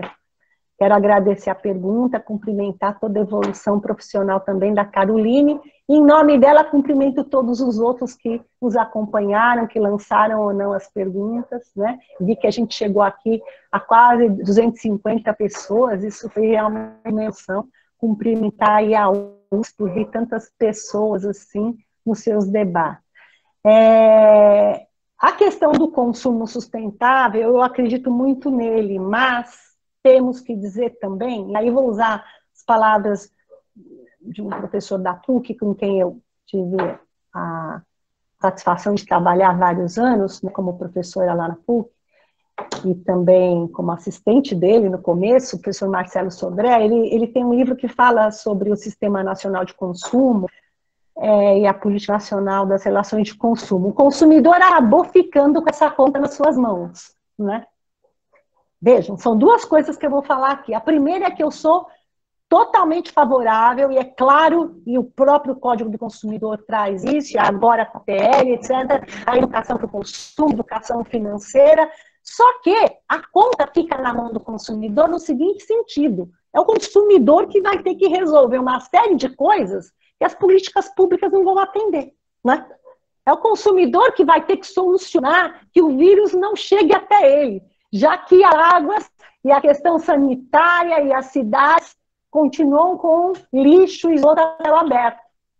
Onde estão os planos todos da política nacional dos resíduos sólidos? Teve um prazo, 2014, 2018, né? Então, relacionando isso com a questão do consumo sustentável, para dizer, claro, tem que haver a educação, mas essa é uma política de massa, essa é uma política de mercado, né? Então a minha resposta é neoliberal. Não, mas nós estamos nesse estado neoliberal. Então não adianta a gente querer utilizar outras ferramentas nessa questão deste controle. Nós temos que ter um pensamento todo sistêmico. Nós sabemos que o consumo também é sistêmico. E ele vai ter lá pelas tantas uma comunicação dos seus vasos, do seu sistema, com o do sistema ambiental. Por quê? Porque os recursos ambientais são utilizados exatamente para levar aquela ponta que é o consumo. Então, tudo isso tem que se perfazer. Então quer dizer que só vai mudar quando as pessoas pararem de comprar mais? Na verdade, não é só comprar, é comprar, utilizar, é como lidar com a economia, é como lidar com a ética, com o direito do outro, com o seu próprio direito, ele termina o comércio do outro. Então, essa questão do consumo sustentável, ela é sim imbricada à questão ambiental, mas ela também já tem seus colapsos. Nós sabemos que a crise para o consumo, a crise do consumo e para o consumo, não é só aquela que a gente vai detonar hoje, deflagrar, em razão da pandemia, porque há um isolamento, não. Porque o consumo pela internet ele está elevadíssimo. Inclusive, não se tem nem o que entregar em vários produtos mais. E tem uma outra questão ainda, tem uma questão de overbooking, hein? Aquele overbooking para os assentos aéreos hoje se dá em razão de produtos na internet, que as pessoas compram pela internet. Então, a questão ela é toda sistêmica e interligada, mas, na verdade, nós dependemos de política pública. Nós não vamos querer que o consumidor sozinho resolva isso.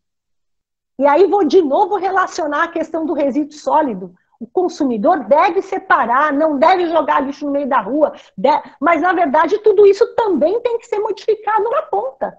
Porque se for recolhido e for jogado a céu aberto, eu não vou deixar de separar por isso, é claro. Mas nós temos que entender que a política pública tem que acontecer.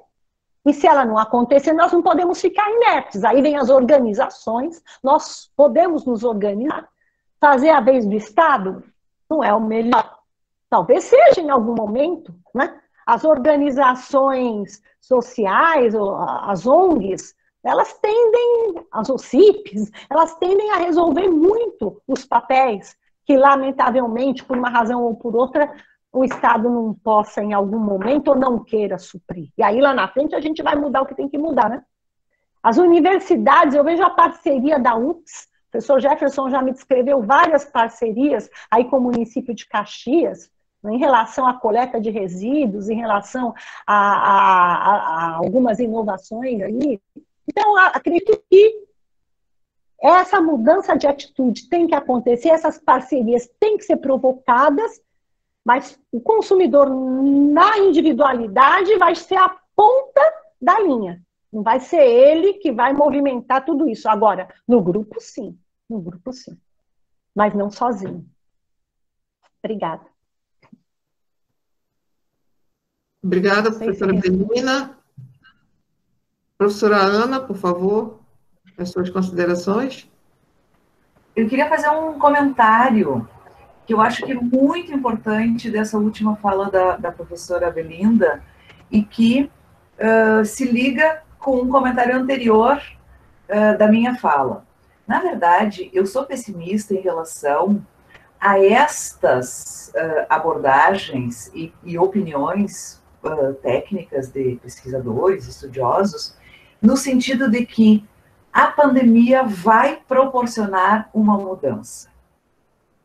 Como se fosse uma mudança que as pessoas iriam, por si só, algumas sim, Mas, quando nós pensamos em crises, quando nós pensamos em problemáticas da sociedade, nós temos que pensar de forma coletiva e, especialmente, a questão do Estado, né? E eu acho que essa questão da pandemia, ela nos trouxe algo muito importante, que é a importância do Estado. Exatamente no momento que nós vivemos a discussão da diminuição do Estado.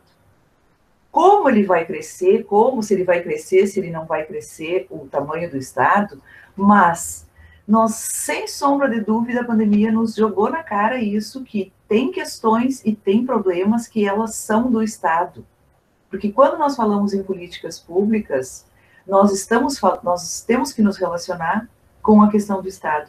E aí, o nosso papel frente a isso que nós estamos passando com a pandemia, ele é um elemento propício para nós pensarmos, para nós nos organizarmos, para nós respondermos, enquanto universidade nós temos um papel, né?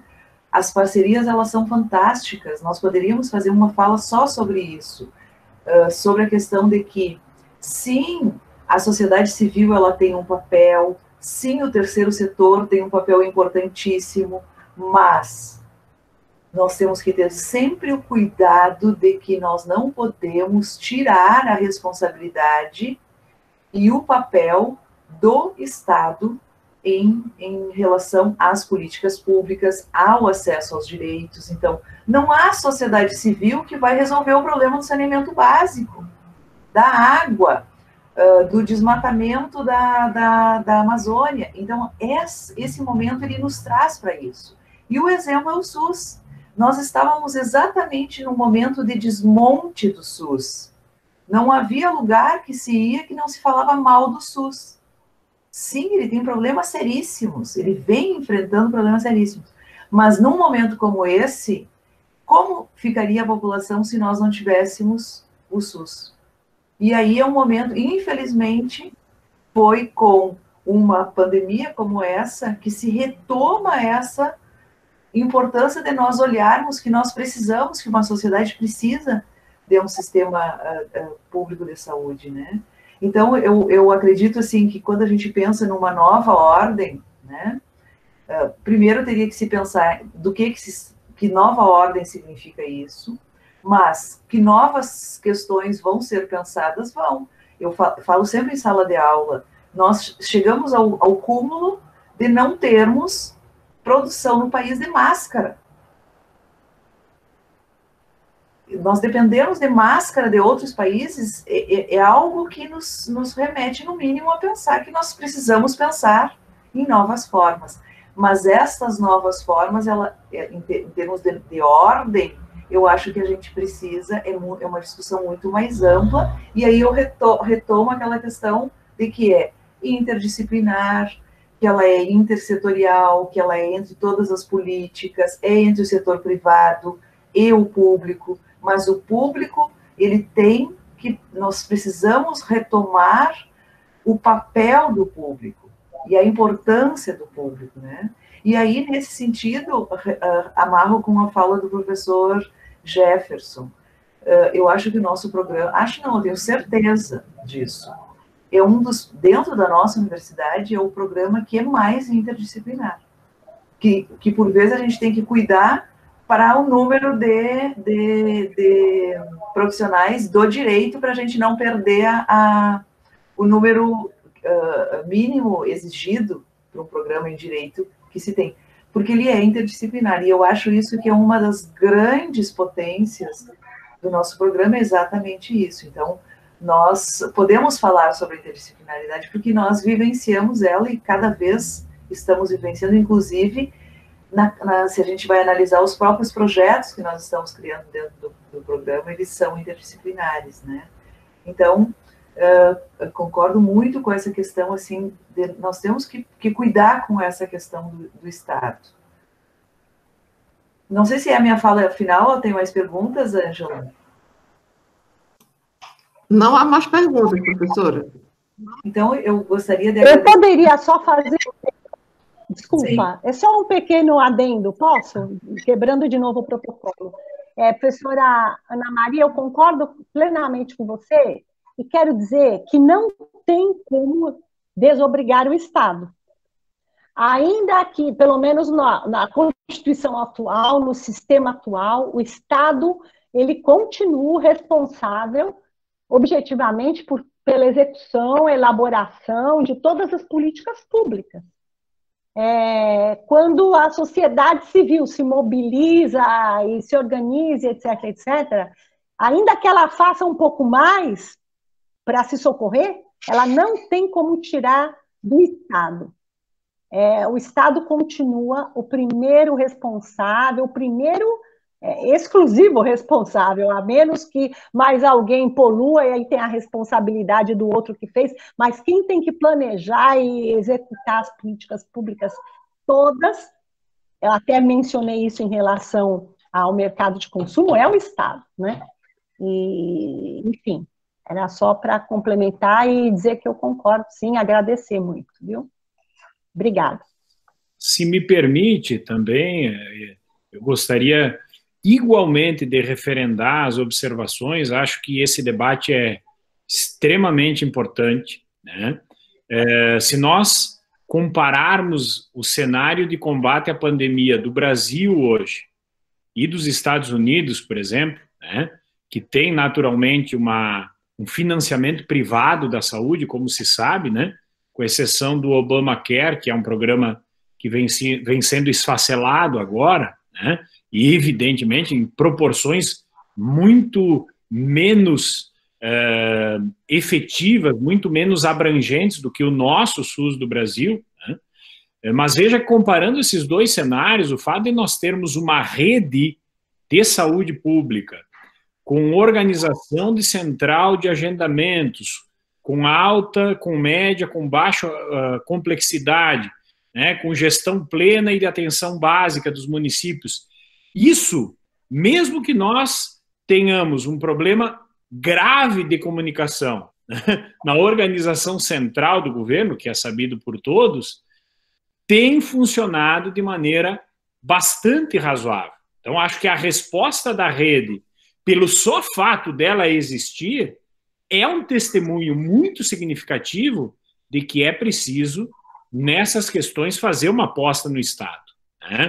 Evidente, não podemos deixar de nos socorrer também da iniciativa privada, e aí eu só, né, tenho uma posição firmada no sentido de que a filantropia, por exemplo, por mais que ela interfira muitas vezes nos rumos das políticas, ela tem que ser recepcionada, né? O Thomas Piketty, por exemplo, fala da tributação dos super ricos, que é uma plataforma que tem avançado na Europa, que é positiva, mas do ponto de vista da concretude, será que vamos conseguir avançar em relação a isso? Né? Difícil. Então, acho que esse auxílio, essa solidariedade, né, que vem da iniciativa privada, embora não seja uma solidariedade espontânea, lembrando do filme O Poço, que é uma bela reflexão, né?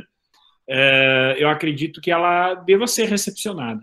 Se vier por culpa católica ou por outra, né, razão, mas acho que ela precisa ser recepcionada. Mas o Estado realmente, nas políticas de saúde, nas políticas ambientais, ele continua tendo que ser uma aposta, apesar de todas as dificuldades e problemas que apresenta. Não pude deixar de falar isso. Posso fazer uma colocação também, Ângela? Claro, professor, fique à vontade. Muito rápido, na verdade, como nós estamos já adiantados, né, eu não vou fazer nenhuma pergunta em razão da hora, né, mas só queria fazer essa fala rápida para agradecer a todos, principalmente a professora Belinda, que nos brindou com a palestra, a professora Ana, a Ângela, que coordenou, e o coordenador, o professor Jefferson, e todos os demais colegas e discentes que estão presentes, né, e propor que nós continuemos esses debates, todas essas questões que são super complexas, né, no duplo sentido, né, de complexidade e de dificuldade, que foram colocadas, né, então nós podemos em outros momentos discutir por exemplo, a questão do decrescimento com mais profundidade, a questão do papel do Estado, né, a questão da epistemologia ambiental e da relação entre os problemas sociais, ambientais, culturais e econômicos, né, enfim, todas as questões que foram colocadas na fala da professora Belinda, que sempre é uma fala assim, bastante holista, né, que dá nos propõe, digamos assim, ter essa visão de conjunto dos problemas, para que a gente saia um pouco daquelas caixinhas, né, que são importantes também, que contribuem, porque nós precisamos nos aprofundar no estudo específico dos temas, né. Esse nosso evento reflete isso. Nós temos várias palestras sobre questões extremamente pontuais, como foi, por exemplo, a de ontem do Talden, né, sobre especificamente sobre as inovações no licenciamento e tal, mas é importante também, eu acho que o nosso evento ficou bastante rico nesse sentido, de trazer também esses momentos de uma reflexão mais panorâmica, de uma reflexão sistêmica, complexa, holista, né, sobre a relação que tem todas essas crises, né. Eu acho que a fala da professora Belinda vem enriquecer muito nesse sentido, de dar um contexto para todos os temas do evento como um todo, né, já que nós temos, se eu não me engano, 9 palestras, né. Então essa fala parece que dá esse tom, assim, de essa proposição de que a gente tente ver as coisas de maneira mais interligada, que é uma sabedoria ambiental por essência, né, já nos ensina o Leff, né, professora? Então, é só esse comentário rápido, tá? Eu teria várias perguntas, mas não vou fazê-las agora em razão do horário, e nós teremos várias outras oportunidades. Tá? Muito obrigado. Então, obrigada. Estou à disposição sempre.